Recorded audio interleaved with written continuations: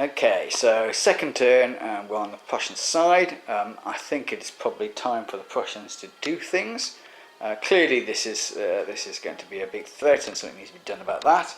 So I think they will manoeuvre these cavalry around to confront the Allied cavalry here. I think also we will take these units, the artillery piece and these two infantry units, out of the redoubt and move them over here to confront them. It's a bit of a risk because of course they might activate and start coming forward and pressurise these, but I think they're going to have to get these to survive. So let's now move that. Okay, so what the cavalry are going to do is they're going to change into a column facing that way, and then move across here to change and face that way there. Changing into column is a action test, so they must roll for that, and they can choose to do that either as a group or as individual units. So I'm going to do that as the whole group together, so they all fail or all succeed. So to change, it's a normal action test, so that's roll a d6 and don't roll 1 or 2. They failed. Their commander is here and he's got 2 points, so we can spend one of those points to give them a second chance to do that. So they will do that. They have a second go, they roll a 6, they've succeeded. So the units can turn into column facing that way, and they can do half of their movement off into column.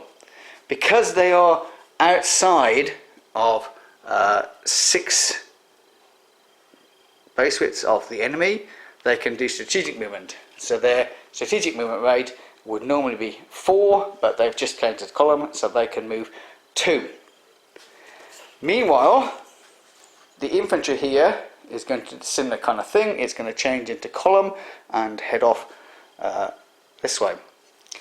Because these are Prussian infantry and they have improved mobility, they only fail on normal manoeuvres like this on a 1.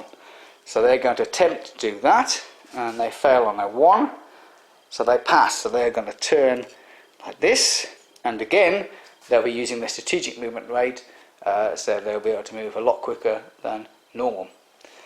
For the gun, it's a bit more tricky. The Prussian artillery are field guns, which means that they need a 5 or 6 to limber up.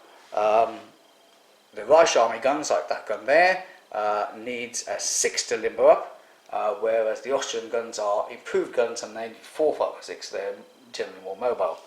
So they might have trouble actually getting these to limber up. So to limber up, they need to roll a dice. They need to get a 5 or a 6. They failed. We've got their commander here, who can give them a second attempt to do it. He's failed. So the artillery has failed to limber up, but the rest of the things can move.